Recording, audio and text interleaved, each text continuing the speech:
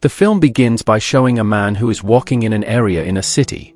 The man's name is Jake Hunter, a former Special Forces officer from a military unit in the United States who turned profession as a mercenary.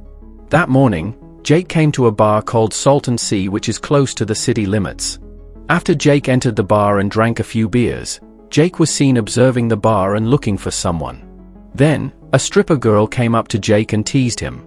The woman asked Jake where he was from. Jake seemed silent before he finally answered that he was from Vegas. Jake's suspicious-looking behavior was seen by a young man named Bobby Nichols. Bobby is the son of the bar owner. Bobby looks annoyed by Jake's presence and tries to kick Jake away. Jake, who didn't want to make a fuss, decided to leave the place. But before Jake could leave, Bobby restrained Jake. Bobby found it odd that Jake could tell his name even though they had never met before. Bobby didn't want to stop his rambling and instead provoke Jake's wrath. So Jake just banged Bobby's head on the table and smacked him. The bodyguard who was there immediately fought Jake, but Jake managed to fight back.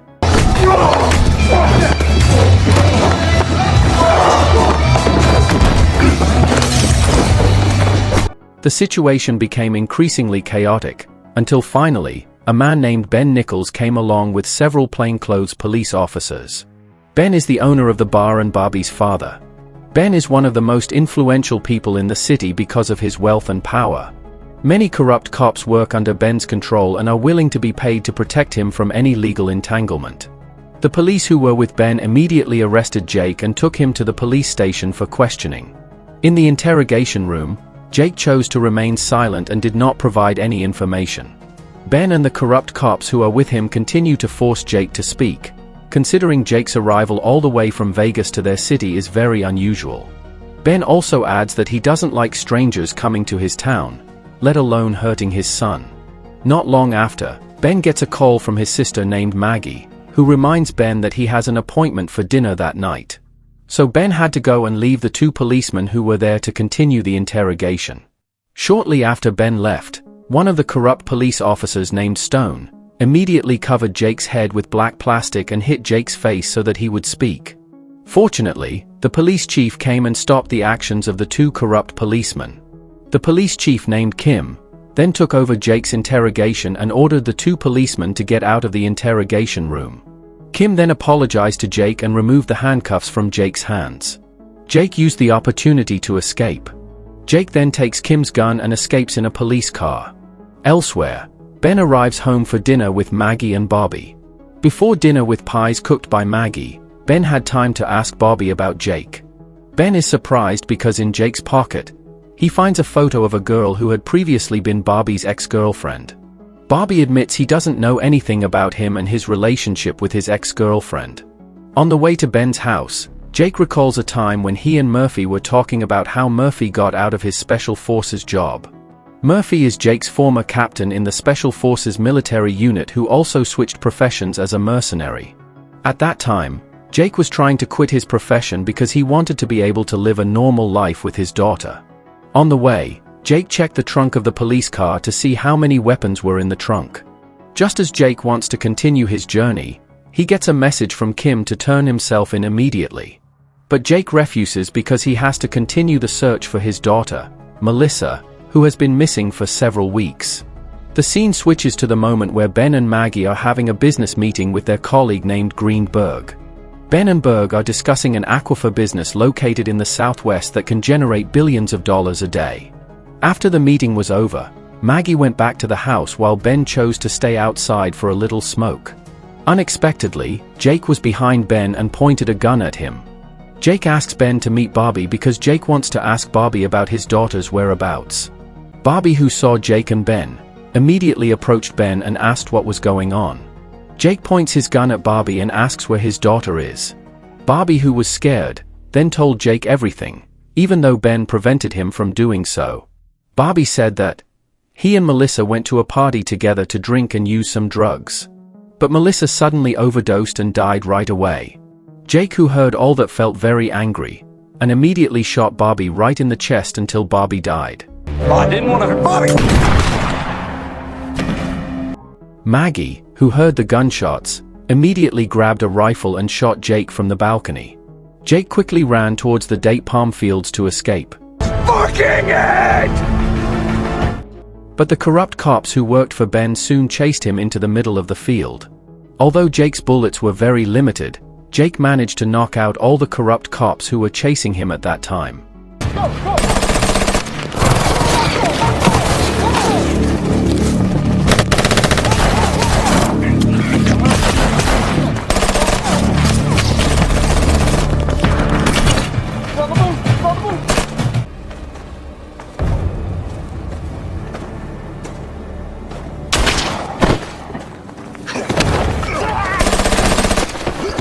Meanwhile, Stone called another police officer named Bartlett to come to his aid.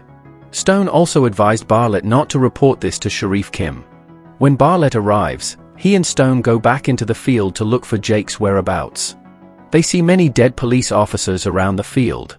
Bartlett is frightened and decides to return to the police station for help, while Stone still wants to continue the search. When Bartlett is about to get back to his car, he is stopped by Jake and almost killed by him. Bartlett asks Jake to let him go, as he is not part of the corrupt cop that Ben hired. Jake then releases Bartlett on the condition that he informs Sheriff Kim of his whereabouts on Ben's date palm plantation.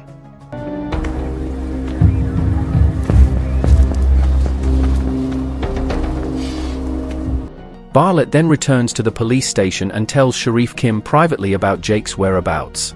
That night, Stone comes out of the date palm field and says that he can't find Jake. At the same time, Breg comes to see Ben to ask Ben to keep this incident a secret from the media. Because Breg felt that if this incident became known to the media, investors would withdraw their money. On the other hand, Jake was seriously injured and chose to hide in a hut in a date palm field. He tried to remove the bullet lodged in his body and tried to treat the wound. At that moment, Jake recalled his memories with his daughter.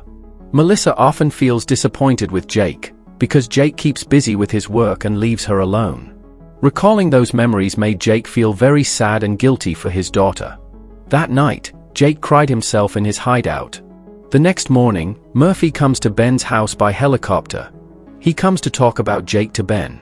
Murphy urges Ben to tell Jake where his daughter is, because Murphy knows that Jake will never stop wreaking havoc until he finds his daughter. On the other hand, Jake, who is still recovering from his gunshot wound, remembers the time when he left Melissa with his close friend, Bill. Jake asked Bill for help to look after and care for his daughter who was addicted to marijuana. Jake felt Bill could help her because Bill had previously been addicted to marijuana. After leaving his daughter to Bill, Jake immediately left his daughter without saying anything. The memory became a very deep regret for Jake. The next morning, Jake is suddenly ambushed by Stone and the other corrupt cops. Jake is ganged up and beaten by all the corrupt cops, while Stone only insulting Jake, because he felt they had beaten him. Piece of shit.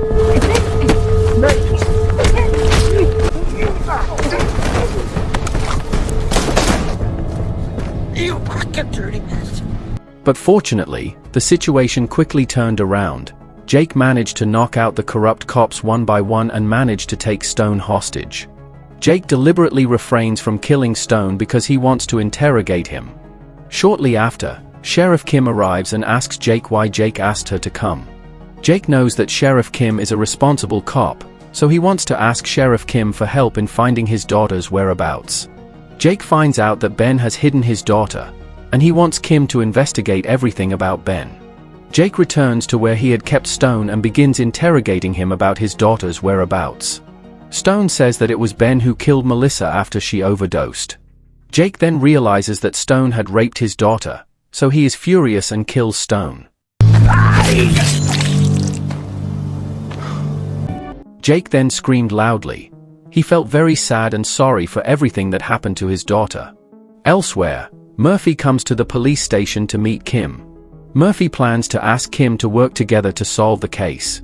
The scene switches to the past, when Jake realizes that his daughter has disappeared. That day, he came to see Bill because he had not been able to contact his daughter for several days, so he became worried.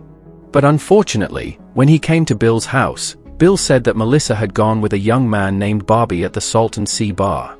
Bill was very upset that Jake was never there for his daughter, even when his daughter needed him the most.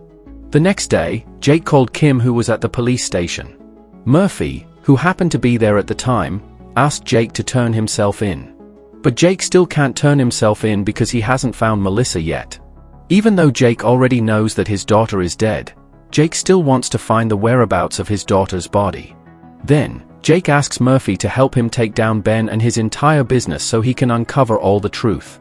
The next morning, Jake leaves for the city center to carry out his plan to uncover the case that Ben was covering up.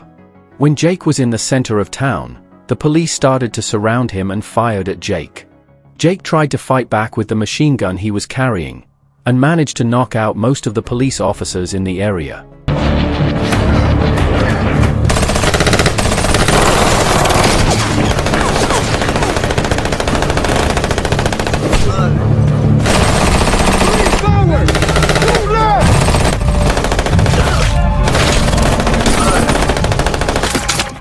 Seeing the growing chaos, Sheriff Kim, Bartlett, and Murphy have no other choice but to help Jake and save him from the fight. Shortly after, the three of them manage to find Jake. Then, Jake asked them to take him to Ben's house.